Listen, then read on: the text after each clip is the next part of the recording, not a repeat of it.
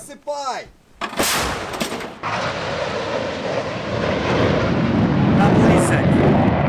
Ukraine को लेकर अमेरिकी राष्ट्रपति डोनाल्ड ट्रंप ने अपने बयान से पलटी मार ली है। अब ट्रंप का कहना है कि वो यूक्रेन को रक्षात्मक हथियार देते रहेंगे, जिसकी वजह से अमेरिकी रक्षा मंत्रालय पेंटागन ने फिर से यूक्रेन को हथियारों की सप्लाई शुरू कर दी है।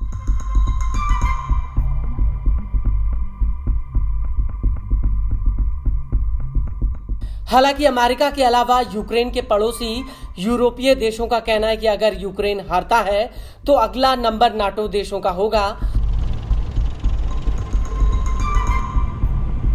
क्योंकि पुतिन सिर्फ यूक्रेन तक नहीं रुकेंगे बल्कि वो यूरोप तक चले आएंगे और इसी वजह से यूरोपीय देशों ने भी यूक्रेन में अपनी पूरी ताकत झोंक दी है।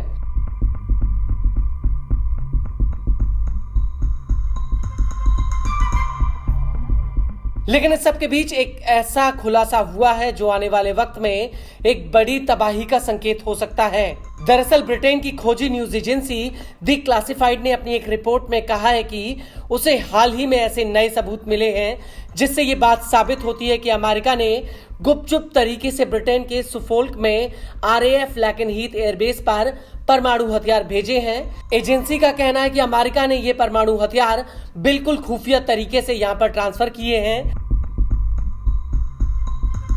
दी क्लासिफाइड के मुताबिक 17 जुलाई 2025 को अमेरिका का भारी भरकम C-17 ग्लोबमास्टर कार्गो विमान लैकेनहीथ एयरबेस पर उतरा था। ये विमान हिरोशिमा वाले बमों से 3 गुना ज्यादा शक्तिशाली बमों को लेकर पहुंचा है।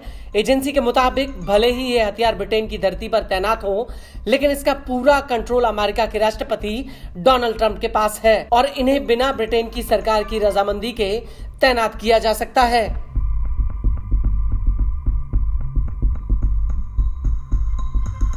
वहीं इस पूरे मामले पर न्यूक्लियर वॉच संस्था न्यूक वॉच यूके का कहना है कि वॉशिंगटन इलाके से लेविस मैककॉर्ड एयरबेस से अमेरिकी विमान ने उड़ान भरी थी। ये विमान 15 जुलाई 2025 को यहां से उड़ा था और न्यू मैक्सिको में कीरतलैंड एयरबेस पर कुछ समय के लिए ठहरा भी था।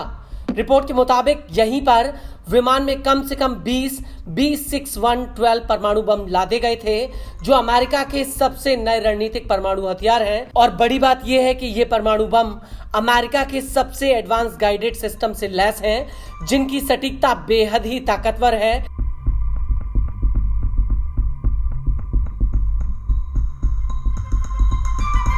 और इसी वजह से अमेरिका तमाम नाटो देशों में अपने सैन्य अड्डों पर पुराने बमों की जगह इन्हें तैनात करने की योजना बना रहा है।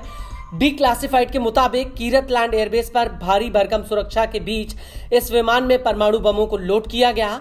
इस विमान पर खतरनाक कार्गो पैड वाला लेबल चिपकाया गया था, जिस पर चेतावनी लिखी थी कि ज्यादा ऊपर न उड़ाएं। इसके अलावा ग्राउंड स्टाफ को इसकी सख्त निगरानी के लिए कहा गया था और जब शाम को इस प्लेन ने उड़ान भरी तो इसने एयर ट्रैफिक को सूचना दी कि विमान में हेज कार्गो है। डी क्लासिफाइड के मुताबिक ये विमान रात भर अटलांटिक महासागर के ऊपर उड़ता रहा और 2 KC-46 टैंकर विमानों ने हवा में ही इसमें ईंधन भरा। रिपोर्ट के मुताबिक एक दूसरा C-17 कार्गो विमान बैकअप के तौर पर लुइस मैककॉर्ड से रवाना हुआ था, जो जर्मनी के रामस्टीन एयरबेस से होते हुए लैकेनहीथ में कुछ देर के लिए रुका था।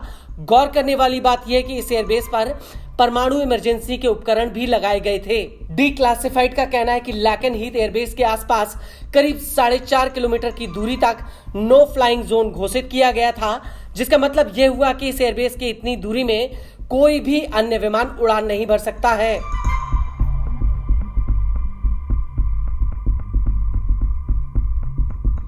और इस एयरबेस की सबसे खास बात यह है कि ये ब्रिटेन में अमेरिका का बहुत बड़ा सैन्य अड्डा है।